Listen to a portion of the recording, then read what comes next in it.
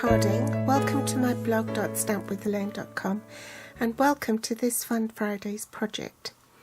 Have you ever worked with the embossing paste medium? Well, I'm thrilled that Stampin' Up is stocking their own brand of embossing paste with a super quick drying time. There are several ways to use it, and I'll be running a class in the last week of July on how you can use it. I will show you a couple of sneak peeks so I can still retain an element of surprise. If I reveal everything to you now, it's like opening all your presents before Christmas. Now, this is when you apply the paste directly onto the cardstock without dyeing, and you can see that it's got quite a bit of texture to it. Last Sunday my team came and had a training day with me, and this is one of the cards we made using the embossing paste. So this one was actually spritzed and I used a sponge on it as well. We're going to be making one with the Little Piggy stamp set again. The embossing paste comes in a jar like this, and when you open it there is a tin foil to seal it, and because it's so quick drying you need to take out what you need and then reseal the jar immediately so it doesn't ruin the rest of the contents in the jar. Pattern Party decorative masks, there are 4 in a pack, and the pattern we'll be using is the clouds. Some palette knives. This comes in a set of 3 and they're made of plastic. The card base is thick whisper white and it measures 5 7/8 by 8 1/4 inches. That's 14.9 centimeters by 21 centimeters. With the long side on top you score at 4 1/8, which is 10.5 centimeters, and fold it in half. You need a soft sky piece. This is just 1/4 of an A4 sheet. You work with that to begin with and then apply your embossing paste, and once that's dry you can trim it down to 5 1/2 inches by 3 3/4 inches, which is 14 centimeters by 9.5 centimeters. Blushing Bride scrap and the vellum cardstock, basic black archival ink and Blushing Bride and a blender pen. It's also handy to have some sort of heat-resistant non-stick sheet which protects your work surface. And if you're using the more advanced techniques of embossing, you'll also need a silicone mat on which to dye and mix your embossing paste. Today's card is pretty basic, so you need to secure your cardstock to the work surface. And I use painter's tape. You can see I've done quite a bit already. And this is the mask I'm using. So if I secure it with the masking tape, so I'm covering up the sides of the cardstock, as you can see.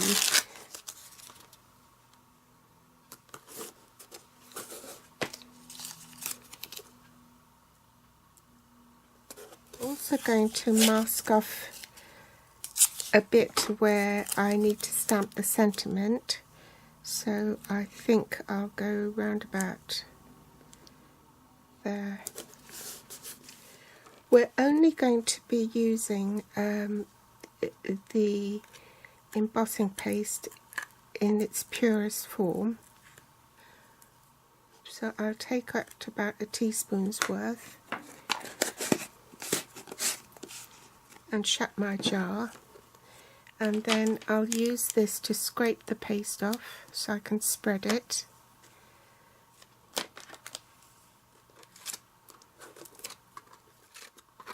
And then if you need more you can always open the jar and get a bit more out. And one thing to remember is that this paste dries fairly quickly, so you only want to take out what you need rather than waste it.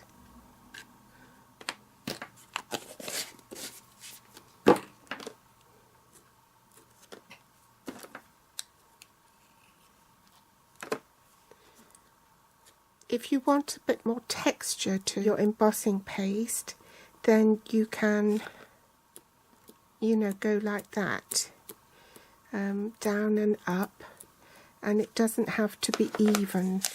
But if you do want it to be even, then use this palette knife and you just scrape everything off.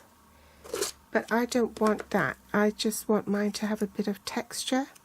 So I'm just going to spread it unevenly so that my clouds have got lumps and bumps. It's lumpy bumpy, as the saying goes.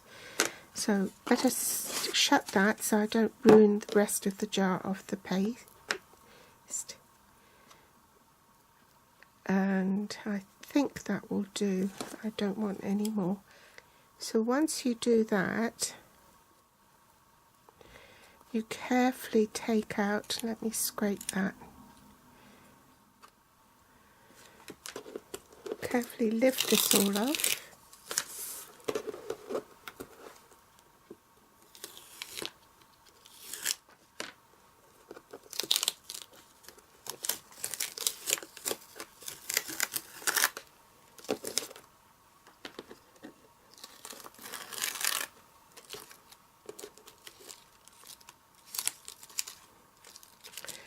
And then I'll run your finger around the edges to knock off any bits and leave it to dry. In the meantime, you'll need to go and wash your mask and your palette knives in warm soapy water so that the gunge doesn't set on it. I forgot to record. So anyway, I've stamped the pig with archival black ink on the Blushing Bride cardstock and also on the vellum. Then I'm going to fussy cut the pig. Now I don't have to be too accurate with the vellum one because it's going to go behind the pig anyway.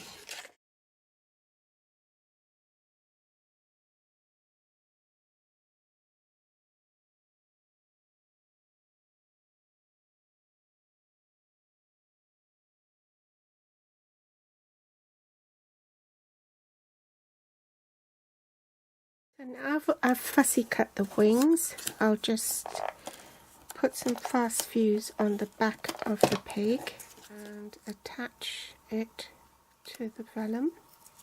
This is still damp to the touch because I've added quite a bit of texture to it, so it needs to dry for a bit longer. Take the Blushing Bride ink and the blender pen, and I'm just going to do a bit of shading.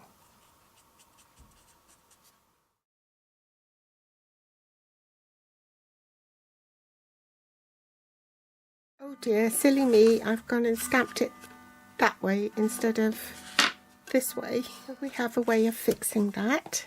Bring back the stamp, and if I do the kisses this way up, then maybe I won't forget.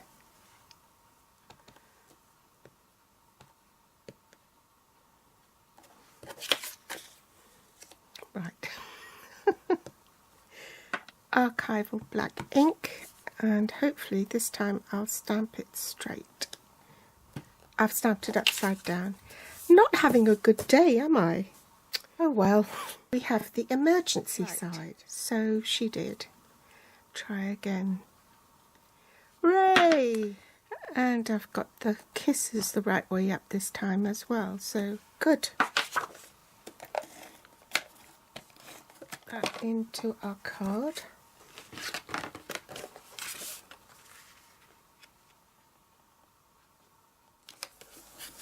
Now we want to trim this down. I've got to do that on the guillotine because the blade hasn't reached the bottom of the card with the ordinary trimmer. So I'll be back in a minute. Right, I've trimmed my layer down to 5.5 by 3 3/4. In centimetres, that's 14 by 9.5 centimetres. So now I'm going to pop some dimensionals on the back of the piggy.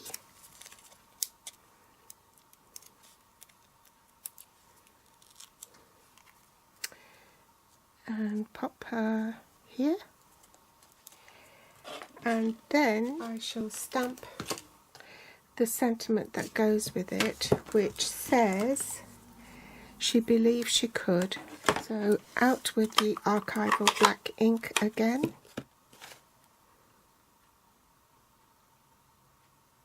Tombow on the back. Glue it onto the card front.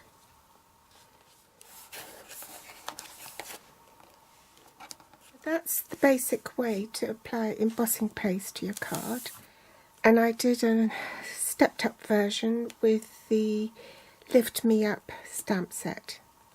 So which do you prefer, the Piggy one or the Lift Me Up one? I hope you've enjoyed today's tutorial. If you like it, do give me a thumbs up, subscribe or share on Facebook, and my grateful thanks if you do. If you're watching from YouTube, you'll find the list of supplies I use below this video in the Show More section with direct links to my online store. They'll also be listed here on my blog.stampwithelaine.com. You can find me on Facebook, Pinterest or Instagram. Thanks for watching, and I'll be back soon. Bye!